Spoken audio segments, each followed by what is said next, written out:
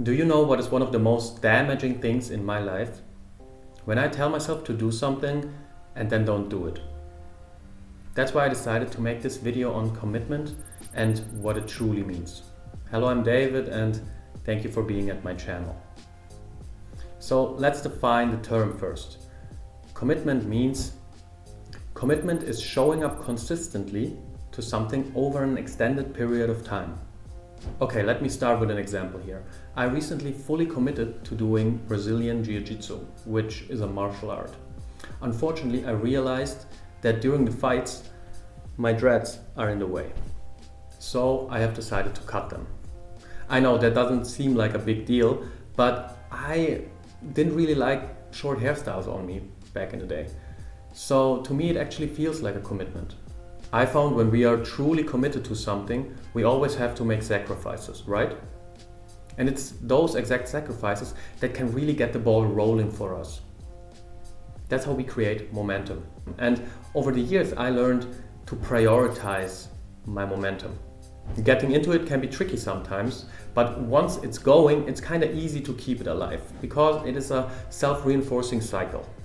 Maybe you are in a situation right now where you're having two objectives that are not compatible with each other.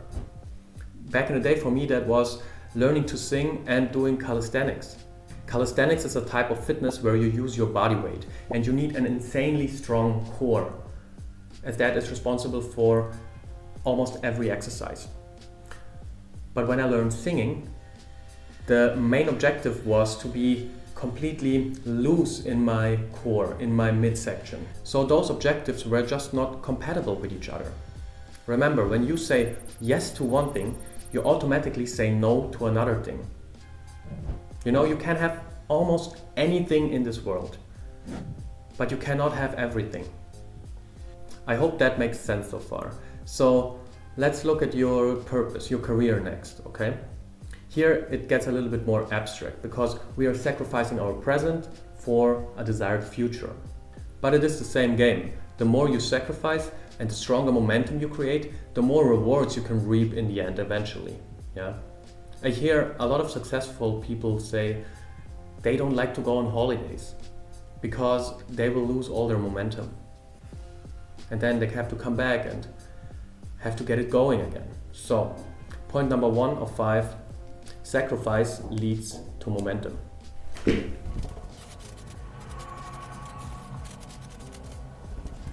The next point on the list is indecisiveness. Many people are scared to fully commit to something. What if it's the wrong thing? Does that sound familiar? I think that's very understandable. Commitment is scary because you say no to a million opportunities and potentialities for just one thing and you have no idea how it will play out in the future. But this fear, like many fears, is the problem. It's the fear itself. Because we can always switch, you know, but that resistance that keeps us in a state of inaction, that will almost always will make us miserable in the end. And this resistance can come in many forms, you know. In my case, I procrastinate by perfectionism or by constantly being in the illusion that I have to read more and learn more, educate myself more, instead of just going for it, instead of just taking raw action, you know. That will lead me to way more important data that I'm looking for, instead of just going the easy way, the comfortable way and just learning, you know. Learning is the favorite form of procrastination for intelligent people. I don't want to say I'm intelligent, but you know. That's a quote I recently heard from, I think it was Mark Manson. Yeah. And the same is true for perfectionism, another elaborate form of procrastination. So, point number 2, indecisiveness. Okay, the third point on my list is what you can check before you commit to something. At first, is it in alignment with your values? Or do you have to become someone else, someone that you maybe don't want to become? How is this commitment plays out? How does that commitment play out for you in the long run? I don't know about you, but for a very long time, the majority of my life, I had no idea what my values actually were before I really did the inner work necessary to figure out what do I really believe? What do I really think? Instead of just being a constant product of my environment. I think it's very important that you get a pen and a paper and figure out your own values if you haven't done so. Because knowing your values, it helps you with every decision that you're going to take in this life. Your values are like an anchor and a key for certain doors. Next one is, what is your true motivation? Is it an internal one or is it external motivation? And if you are driven by something external, the chances are very high that once you achieved it, or maybe you don't even achieve it, but it will crush you eventually. Because first of all, those shiny things, they are never as sweet as we imagine them to be. And once we achieve it, they oftentimes make us feel empty. Not always, but in my case, that oftentimes has been the case. And then you're always at a crossroad. Am I striving for even more of that? Just stay in the, so to speak, hamster wheel and just accumulate more money, or have more meaningless sex, or chase whatever it is, the next car. Or do I maybe change myself? Which is obviously the much harder way to go. And nothing against money or sex or a great car if you're into that. But what I'm saying is, those things will come in a healthy way as a byproduct when you are being who you are meant to be. You know, go on the adventure of your life. There is nothing more fulfilling than that. And aside from that, there's nothing more magnetic for your environment than living your best life. So this was point number 3. Alignment is what I called it.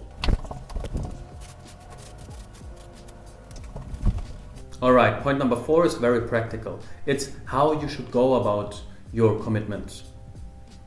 Okay? So I have a very easy principle that I am trying to live by. Okay? It's called CCIA. Consistent, committed, imperfect action. Consistency is what it takes for everything that is worthwhile. Nothing that has any value is achieved quickly. So patience and consistency are fundamental principles in our reality. Committed in this sense means you are committing to a certain path and you are directing your energy into the same direction every single day. Otherwise it is just motion, yeah? Like the gym analogy, you can go to the gym and do freestyle whatever and you will feel good afterwards, and that's better than nothing, but without a proper training plan you will not get the great results that you would get with a structured program. That's just how it is. Next, imperfect is speaking to that resistance in us. Being a perfectionist will keep you away from doing your task. It will make you avoid it. You don't need more preparation. At a certain point, you just have to start, because nothing beats experience. Countless studies have shown that the best quality is reached through quantity, meaning through practice and experience. And lastly, action. As mentioned before, quantity leads to quality. And in this case, action means to show up optimally every day to your commitment. Yeah? Raw action will beat any planning. This principle, CCIA, should be combined with the Japanese philosophy called Kaizen, which is your commitment to mastery. By getting 0.1% better at your craft every day, you are on the way to mastery, which, by the way, you can never fully reach. That's a beauty about this life. You can always improve, you can always get better. It will never get boring. So this is my way, my friend. Maybe that's helpful. Point number 4, as I said, practical steps and CCIA plus Kaizen.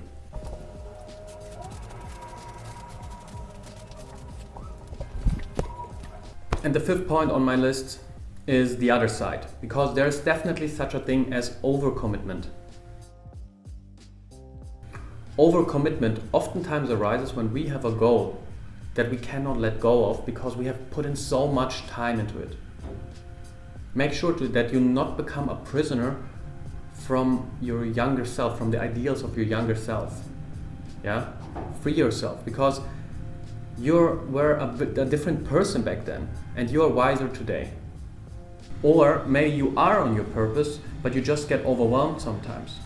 In that case, sometimes it's the best thing to take a breath and take a step back. To get out a few days and see the things through a new lens. By clearing and getting out of your head, you will see everything in a new light. Because when your nervous system is getting too stressed out, your whole perception of your reality is going to be distorted. As Dr.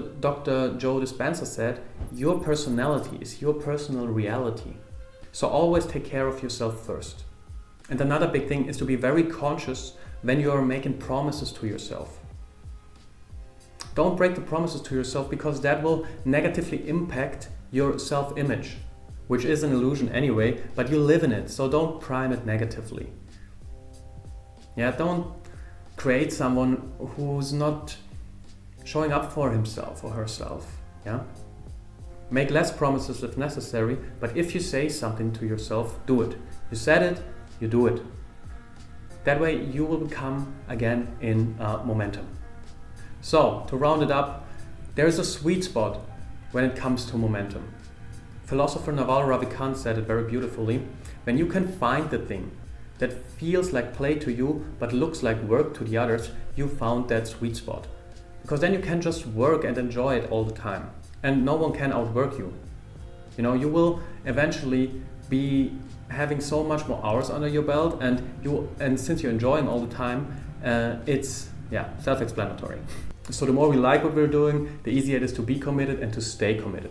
And if you would like to figure out how you can find that very thing that you are truly, truly inspired of, watch this video on how you can find your purpose, where I detail my own story. Thanks for watching. Goodbye.